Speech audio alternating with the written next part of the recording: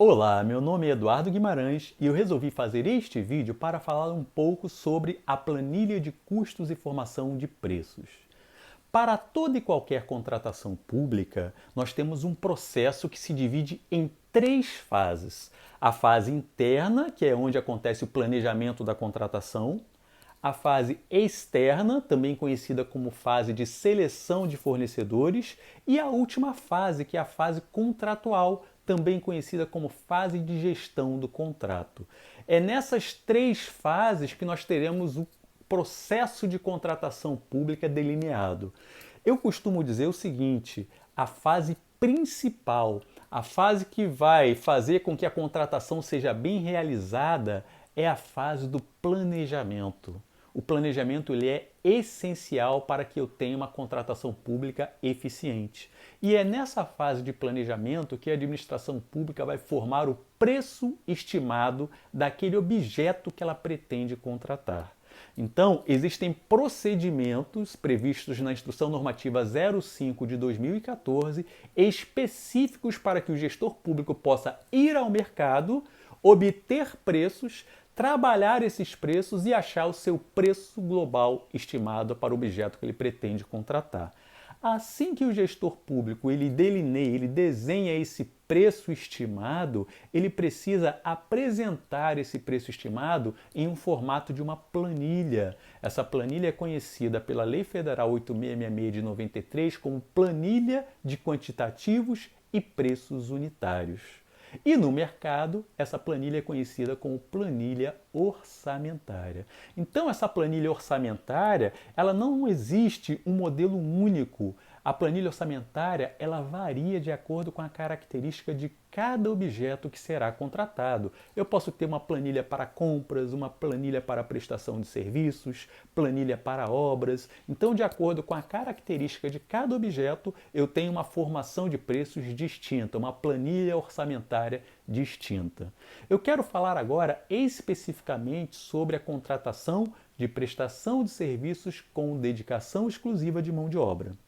Então, o primeiro ponto para a gente falar da formação de preços desse tipo de serviço é saber o que é um serviço com dedicação exclusiva de mão de obra. Eu preciso ter três características para considerar um serviço com dedicação exclusiva, também chamado de serviço demo, dedicação exclusiva de mão de obra.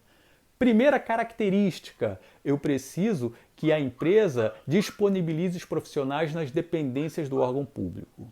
Segunda característica, a empresa não poderá compartilhar esses profissionais em outro contrato. Terceira característica, a empresa contratada deverá permitir que a administração pública possa realizar a fiscalização do pagamento dos encargos relativos a esses profissionais. Então, são essas três características em conjunto que me fazem considerar um serviço como serviço de dedicação exclusiva de mão de obra. Exemplos de serviços com dedicação exclusiva. Em geral, limpeza, vigilância, garçom, motorista, são serviços em que geralmente, quando o órgão da administração pública ele contrata com essas três características que eu acabei de falar. Então, para a contratação desses serviços, é fundamental que a administração pública, na sua fase interna, na sua fase de planejamento, faça a estimativa do preço utilizando o modelo de planilha de custos e formação de preços que está previsto lá no anexo 7D da IN 05 de 2017 do governo federal. E tem mais, não é só isso não.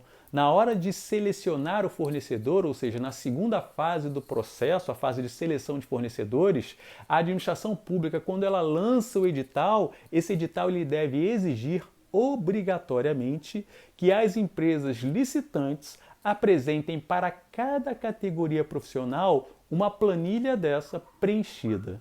É fundamental que para eu julgar a licitação, as empresas apresentem as suas planilhas de custos e formação de preços para cada categoria profissional. Somente assim eu terei condições de analisar a vantajosidade da proposta da empresa e também a sua execuibilidade, por meio da análise de cada item da planilha de custos e formação de preços. Além disso, essa planilha ela é essencial para que o órgão público possa, ao longo da vigência do contrato, fazer a devida fiscalização e a gestão desse contrato administrativo. Certo? A planilha, o modelo do anexo 7D da IN 05 de 2017, hoje, ele é composto por 6 módulos.